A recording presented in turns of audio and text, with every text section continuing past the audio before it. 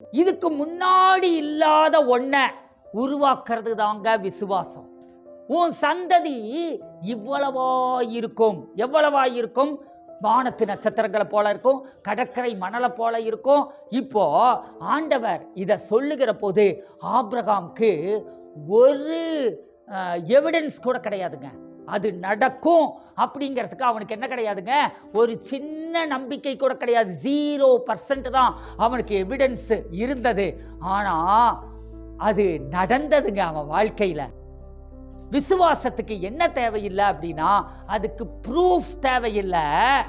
அதாவது அந்த காலத்தில் இப்போ இருக்கிற மாதிரி டாக்டர்ஸ் இருந்திருந்தா ஆபிரகாமை செக் பண்ணி பார்த்துட்டு உனக்கு வயசாயிருச்சு, இனிமே உனக்கு குழந்தை பிறக்காதுன்னு சொல்லியிருப்பாங்க.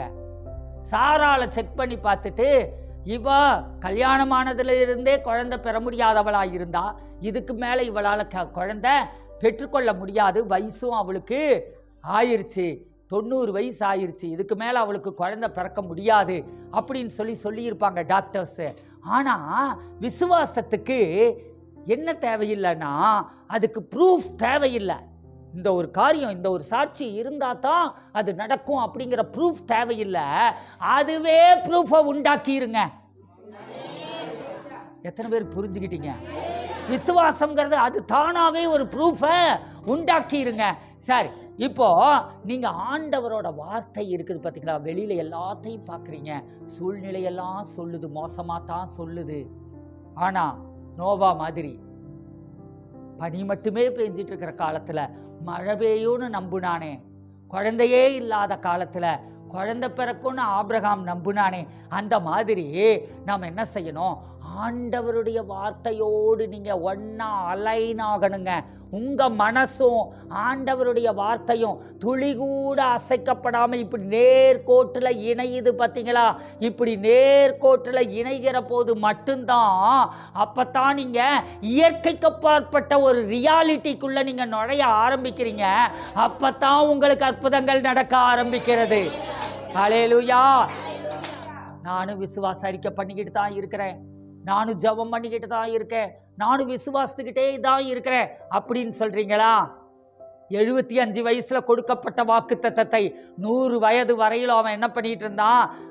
விசுவாசிக்கிட்டே இருந்தான். இப்படி இருந்த விசுவாசம் வானத்துக்கும் பூமிக்கும் எவ்வளவு தூரமோங்கிற மாதிரி இருந்த விசுவாசம் அவனுக்குள்ள என்னாச்சுங்க? அப்படியே அதை சொல்ல சொல்ல சொல்ல சொல்ல சொல்ல நெருங்கி வந்து இப்படி ஒன்றாய் கலந்து விட்டது. ஆண்டவருடைய வார்த்தையும் அவனுடைய சிந்தனை, நினைவு, பேச்சு, எண்ணங்கள் எல்லாம் ஒன்னா கலந்துருச்சு.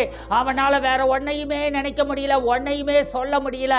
அந்த அளவுக்கு ஆண்டவர் எனக்கு குழந்தைய கொடுக்கிறார்கிறத மட்டுமே அவன் விசுவாசித்து கொண்டிருந்தான். தான் ஜாதிகளின் தகப்பன் அப்படிங்கிறத மட்டுமே அவன் விசுவாசிக்கிட்டு இருந்தாங்க.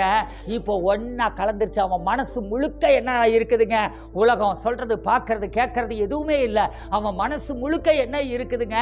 நான் இப்படித்தான் ஆக போகிறேன்ங்கிறது மட்டும், ஆண்டவருடைய வார்த்தையின் படியே இப்படித்தான் நடக்குது அப்படிங்கிறத தவிர வேற ஒண்ணுமே அவன் மனசுல இல்லை.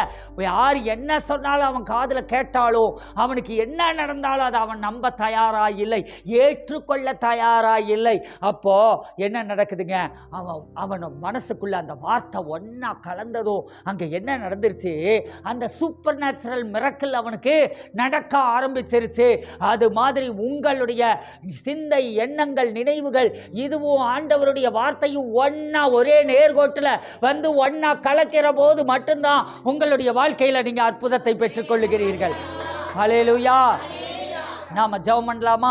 அப்படியே கரங்களை உயர்த்தி இந்த விசுவாச மண்டலத்திற்குள் உங்களை பயிற்றுவிக்கும்படியாக, ஒரு விசுவாச ஆவி எழும்பும்படியாக நான் ஜெபிக்க போகிறேன். இயேசு கிறிஸ்துவின் ஜீவனுள்ள நாமத்தினாலே அருமை பிள்ளைகளுக்குள் நான் ஒரு விசுவாச அபிஷேகத்தை கட்டவிழ்கிறேன். விசுவாசத்தை அளவில்லாமல் உண்டாவதாக என்று நான் சொல்லுகிறேன்.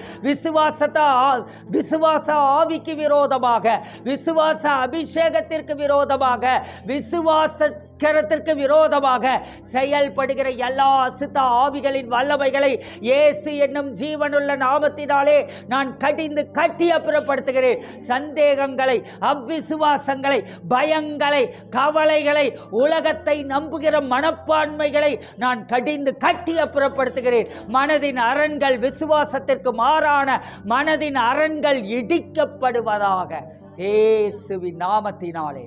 நீங்க விசுவாசிக்கக்கூடிய ஒரு வாக்குத்தத்தம் என்ன? அந்த வாக்குத்தத்தத்தை நீங்க கமெண்ட்ல பண்ணுங்க. கர்த்தர் உங்களை ஆசீர்வதிப்பார்.